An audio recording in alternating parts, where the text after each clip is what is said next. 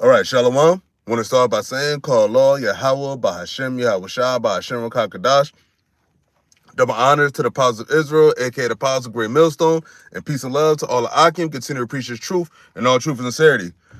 All right, it's a lot of things going on in this present time. You got the whole thing with America going into Venezuela, kidnapping the president of Venezuela.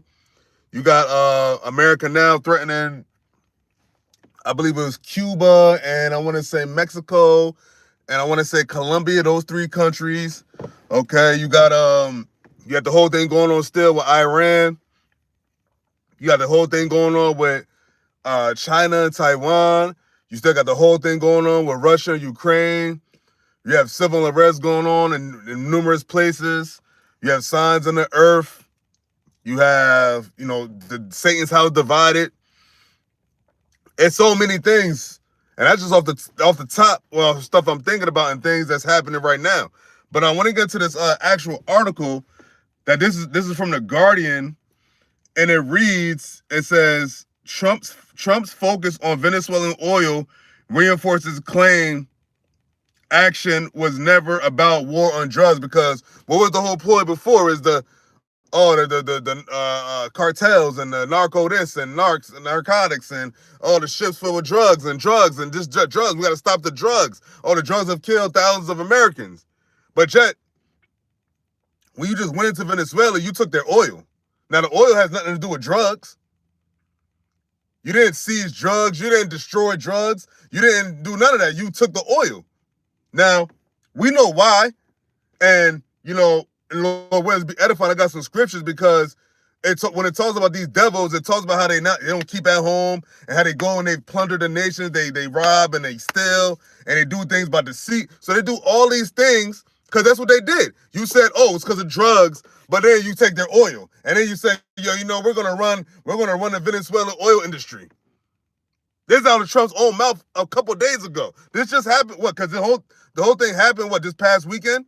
I think this past Friday, I believe it happened. So it's only Wednesday, so it's only about to been a week. So that's really what it was about. And they're gonna do the whole same thing with Iran. Oh, the whole thing with Iran. He's talking about, if Iran starts taking out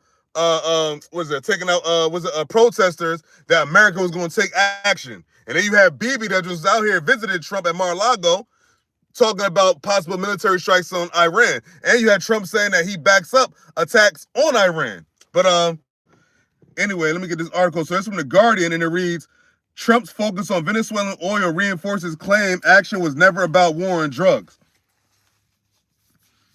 It says hailing a U.S. military operation to seize Nicolas Maduro as spectacular, extraordinary, and an assault not seen since World War II, Donald Trump surprised many by making Venezuela's oil the central focus of his hour-long press conference on Saturday. So it was all about the oil. Shalom, shalom. Be more. It's all about the oil. So it says, Donald Trump surprised many by making Venezuela's oil the central focus of his hour-long press conference on Saturday. So I think they did it Friday, so Saturday he spoke on it. Now it's funny because they find a way to oppress Jake. Here it is, you plan to get Jake, or a country that got a lot of Jake, that's mostly Jake, and then you did it. But you're not taking that kind of swift action with these other nations, because they know Venezuela ain't really got shit to defend themselves, but they have the resources. But anyway, it says the U.S. president made little mention of the war on drugs that for months have been his main justification for the military buildup and the strikes on boats that have killed 116 people, instead referring to oil more than a dozen times, even when questions made no reference to it. So you kept talking about the oil.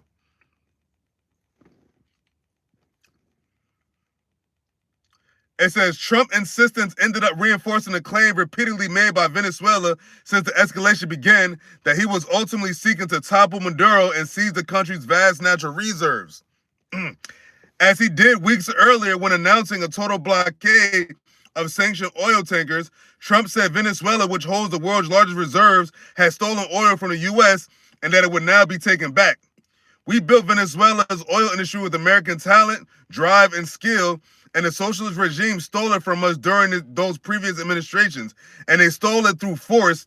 This constituted one of the largest thefts of American property in the history of our country, Trump said, echoing almost word for word a post on X by his Homeland Security Advisor, Stephen Miller, in mid-December. Analysts can see, so it's just word for word for someone else said. And it said analysts can trace the origins of Trump's claim, decisions by previous Venezuelan governments to nationalize production, but they argue that the U.S. has no legal claim to Venezuela's oil. And you don't. How do you have a claim to something that's not in your land? That's not your country. That has nothing to do with you. But they want that oil because what does Esau do? He seeks who he could destroy. It said other analysts note that U.S. companies never owned the oil or land in Venezuela. They held exploration concessions which conferred temporary operating rights, not permanent ownership. Under international law and a UN principle of permanent sovereignty over natural resources established in 1962, sovereign states have the inherent right to control and dispose of resources within their territory, which is their territory, Venezuela. It says U.S. companies have drilled for oil in Venezuela since the early 1900s, and over the past century, firms from other countries joined them, including Italy, France, Spain, China, Russia, the Netherlands, and the UK, which are what? Mostly all Edomites, except for China. So all these Edomite countries, all these European countries, they've all been in this Jake country drilling for oil and land. So hold up. Let's get that. I gotta get that real quick. Hold up. Habakkuk 2. This is the book of Habakkuk, chapter 2, verse 5. No, I'm gonna read it, verse 4. It says, "Behold, his soul which is lifted up is not upright in him, but the just shall live by faith." But let's talk about Esau right now, because think about it. The soul in him, he's not right. Like, these devils ain't right, so they're never gonna be righteous. They're never gonna be honorable. They're never gonna be truthful. They're never gonna be none of the things that's right and that's not evil, right? But he says, but the just shall live by faith. Because why? We're not worried about what's going on in Venezuela, because at the end of the day, it's all judgment and it's all orchestrated by YAHAWAH, BAHASHAM, YAHAWASHI. Now, yeah, the Venezuela, that's Jake, that's the northern tribes. I believe it's what's Venezuela? I believe it's Asher, if I'm not mistaken. But either way, it's part of the nation of Israel. It's part of the tribes. Now, I don't know the dealings of with this dude Maduro and the Venezuelan government and all that. I know that the Venezuelans are primarily Jake. Now, you can have some puppet leaders up in there. You can have some Edomites up in there. But Venezuela is known to be a so-called Latino country, Latina country. But they have resources. And that's why Esau's there. And that's why Esau felt so comfortable to go there and take that. Because why? They are Israelites. Habakkuk chapter 2, verse 5, and it reads, "Yea, also because he transgresseth by wine. He is a proud man." And these devils are proud because look what they're doing. Not only did he did the thing in Venezuela, but they talk about taking more countries. They talk about, Cuba, Mexico, and Colombia, they need to wash their ass. That's what Trump said. What's the dude? Lindsey Graham, I think the motherfucking name is. He out here popping shit. So you got these devils, they proud in their ways. They proud and boastful in their ways right now. They thinking they untouchable. All right? It says, "He is a proud man, neither keepeth at home, who enlargeth his desire as hell, and is as deaf, and cannot be satisfied, but gathereth unto him all nations, and heapeth unto him all people." And that's what he's doing. That's what he's been doing his whole rulership. Now, if you read that in NLT, it says, this is Habakkuk chapter 2, verse 5 in NLT. It reads, "Wealth is treacherous, and the arrogant are never at rest." And they're arrogant and they're wealthy. And it says, "What wealth is treacherous, man." Now, what it said? What? For the love of money is the root of all evil. And who loves money more than Esau? And now you got Israel under that same kind of love for money and these other nations.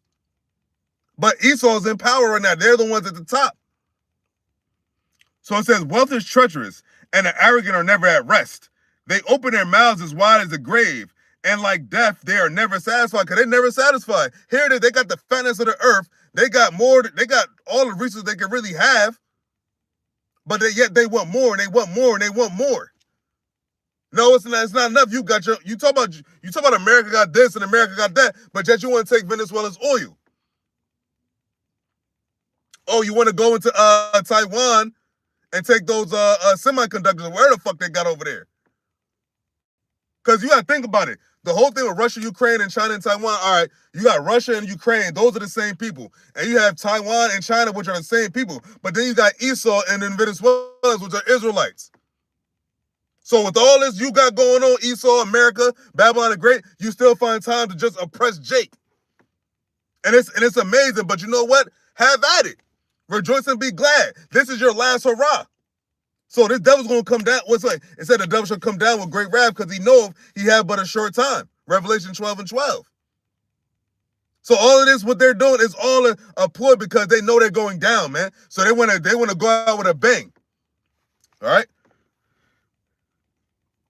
It said they're never satisfied. It says, in their greed, they have gathered up many nations and swallowed many people. Now, who have they swallowed more, metaphorically speaking? Who have they swallowed more? Israel. And it says, in their greed, they have gathered up many nations. In their greed. These devils are greedy, man. They cannot have enough. They're never satisfied. And especially don't let Jake got something that they want.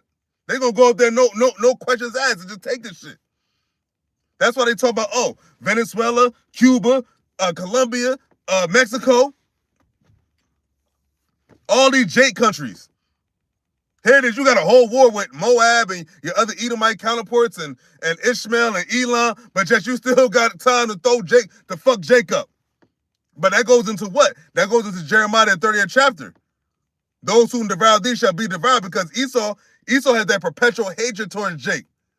So no matter what, he's going to find opportunity to oppress Jacob, the Israelites, the tribes. Verse 6, and it reads, Habakkuk chapter 2, verse 6, and says, shall not all these take up a parable against him, and a taunting proverb against him, and say, woe to him that increaseth that which is not his? How long, and to him that ladeth himself with thick clay? Hold up. It says, woe to him that increaseth that which is not his. Woe to him that increaseth that which is not his. That oil don't belong to Esau. But yet they crept in, and they pulled off a heist. They pulled off a heist. They took the oil and they took the president and his wife. They've been blowing shit up, seizing shit. But what? But what? What do you got to say for themselves? And then you talk about you want peace. You want peace. Venezuela wasn't bothering nobody, but what? They want that oil. They want him to desire that which is not his. Oh, increases that which is not his. Excuse me. And we read that in NLT. This is Habakkuk chapter 2, verse 6 in the NLT, and it says, but soon their captives will taunt them. And what? Who are their main captives? Where are their captives? The Israelites. It says, but soon their captives will taunt them. And that's going to be when YAHAWASHI come back. Because he's going to get the first mock. He's going to get the first taunt. Because he's been waiting to get you since the garden, man. He's been waiting to get you since the beginning. YAHAWASHI going to get the glory first. And Lord willing, I hope to be a joint heir with him. All right? And it says, they will mock them, saying, what sorrow awaits you thieves? You thieves. Because you stole their oil, just like you stole this land from the so-called Native American Indians, Gad and Reuben, who are also part of the tribes. That's how you got this land. Let's not forget. And you're still doing the same thing. And those are the same people. It says, what sorrow awaits you thieves? Now you will get what you deserve. Now you're going to get what you deserve, so half at it. So, because it's only going to be but so long, you're going to be able to carry out these kind of actions, man. That's what people don't understand. This will come to an actual end. Soon enough, Esau, Edom, the so-called white man, right race, the ones at the top, they're not going to be able to do these things that they've been doing, man. Just oppressing Jake first and foremost, and then going throughout the earth stealing from people, doing your little backhanded deals, your deceit, increasing that which is not his. You ain't going to have nothing, man. It says, what sorrow awaits you thieves? Now you will get what you deserve. You've become rich by extortion. But how much longer can this go on? Exactly. But how much longer can this go on? This is Habakkuk chapter 2, verse 6 in the NLT. How long can this go on? How long could you be a fucking thief? How long could you be just a deceitful prick? Scumbag. Throughout the earth. Go and most importantly, oppressing the Israelites, man. You think the Lord, the God of Jacob, is going to let you oppress Jacob, his people, for much longer? Especially now, you think this is going to go on forever? You think you got many generations of this left? That's why the Lord said, rejoice and be glad now, O daughter of Edom, because soon the cup shall pass through unto thee, surely. And it's going to you surely going to drink of that cup. That's why we wait for these devils to bring out the MOTB. Because as you can see, the nations are preparing war as we speak every day. All right? Habakkuk chapter 2, verse 7. This is in the King James. It says, shall they not rise up suddenly that shall bite thee, and awake that shall vex thee, and thou shalt be for booties unto them. And we read that in NLT, it says, suddenly your debtors will take action. They will turn on you and take all you have while you stand trembling and helpless. And that's what's coming to you. And Israel got first dibs on you, man. And that applies to you other nations too, because you other nations, you coincided with Esau oppressing Israel. So you're not exempt. Elam, you're not exempt. Ishmael, you're not exempt. Hamites, you ain't exempt. All you other Edomites in the other countries, you damn sure ain't exempt. Y'all all had a part with Esau, because look, that's what the Lord said for all the nations. There will I sit and judge all the heathen round about, because all you nations took part in the taking down of the Israelites, the Lord's chosen people, the apple of his eye. Now, granted, you might not have gone to the extent that Esau did, but for this time that Esau's been ruling, where were you at to help us? Where were the other nations at when these devils brought us over here in a cargo slave ships? Oh, I forgot. You Ishmaelites supplied the ships. You fucking Hamites, you helped Esau bring us over here. You helped Esau take us down. Ishmael, Elam, Japheth in there. Y'all all up in there, man. That's what the Lord said, man. We're going to inherit the Gentiles, man. That's what the Lord... Oh, matter of fact, hold up. Matter of fact, continue.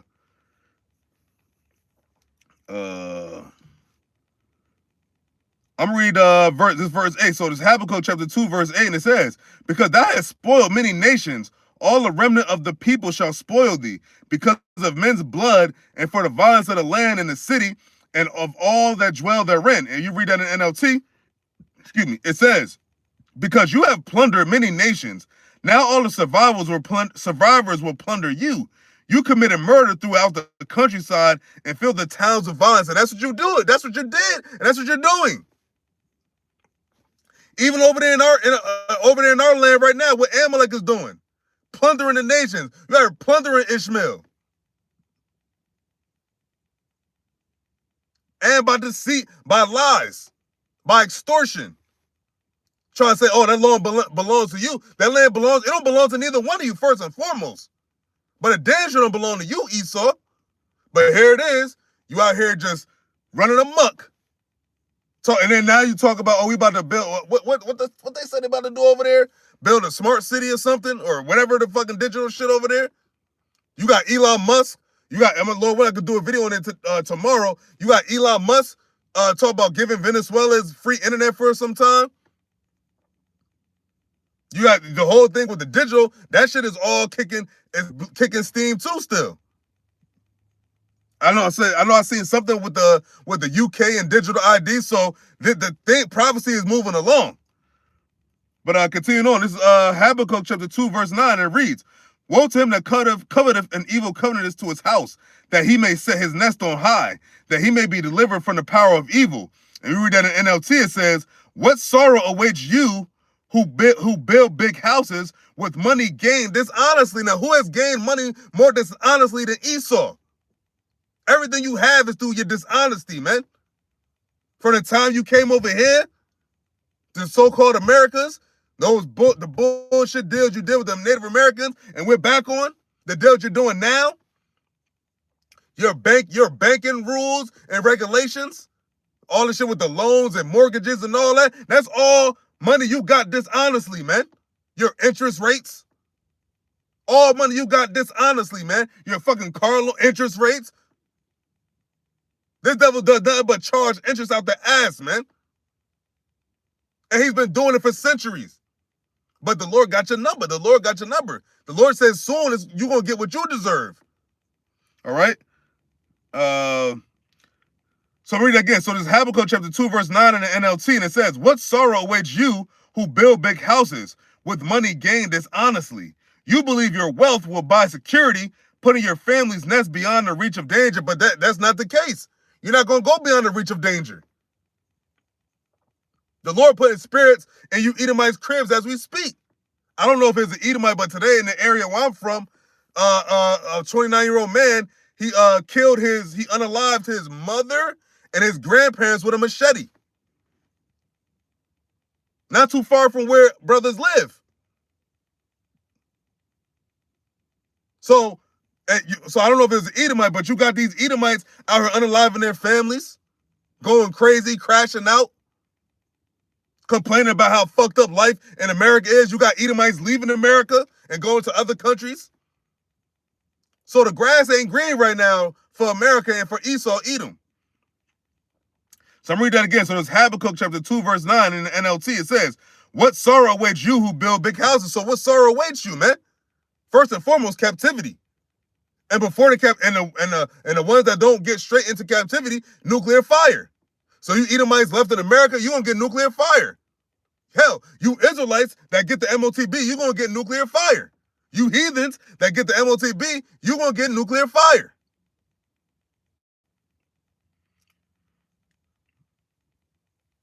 Oh, shit. Some have Iran and killed some protesters. Let's see. Anyway, so Habakkuk chapter 2, verse 10 is the King James, and I'm going to read the NLT. It says, thou hast consulted shame to thy house by cutting off many people, and hast sinned against thy soul. And we read that in the NLT of Habakkuk chapter 2, verse 10, it says, but by the murders you committed, you have shamed your name and forfeited your lives. You have shamed your name. Your whole nation is ashamed. And you're gonna be real ashamed once you get the recompense for what you did to the Israelites, man. The hell with the other nations you fucked over. Talk about the Israelites. The descendants of Jacob, the 12 tribes of Israel. Those are the people that you gotta really worry about getting that recompense from. Because when the Lord comes back, he's gonna give the remnant of his people those powers, man. Powers that you can never have. And vengeance you can never have, and hatred you can never have. Yeah, you got to perpetuate hatred towards Jacob, but at the end of the day, Jacob's going to get the power, and Jacob's going to get his blessing. And then y'all fuck. Hell, y'all fuck right now. But y'all going to just keep getting more and more fucked over by YAHAWAH, BAHASHAM, YAHAWASHI.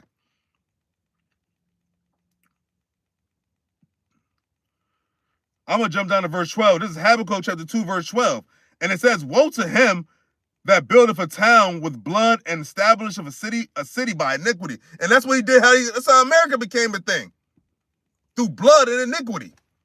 Hell, I'm reading that in NLT. So there's Habakkuk chapter 2, verse 12 in the NLT, and it says, what sorrow awaits you who build cities with money gained through murder and corruption? And that's what you're doing, man.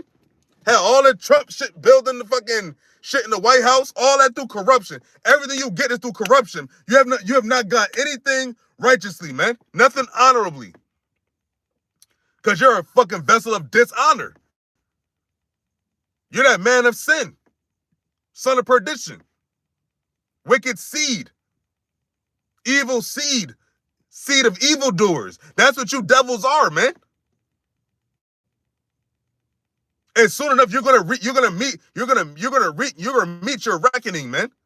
The Lord said, how much longer shall this go on? The Lord said, well, I was a little rough with my people, but you furthered the affliction. So that goes for you, Esau, and you other nations, man. Because all you other nations, you played a part in Israel's downfall under Esau. That's why the Lord got y'all number 2. But Yeah, man, that's pretty much it. That's what I want to bring out through the spirit. You know, I know some other thing I want to bring up, but I ain't want to make this too long. So, you know, with that, you know, Lord willing, this is edifying. I want to give all praises to Yahawah, BAHASHAM, YAHAWASHI, BAHASHAM, HAKADASH. Double honors to the apostles of Israel, aka the apostles of Great Millstone, and peace and love to all the Akim. Continue to preach the truth and all truth and sincerity. Shalom.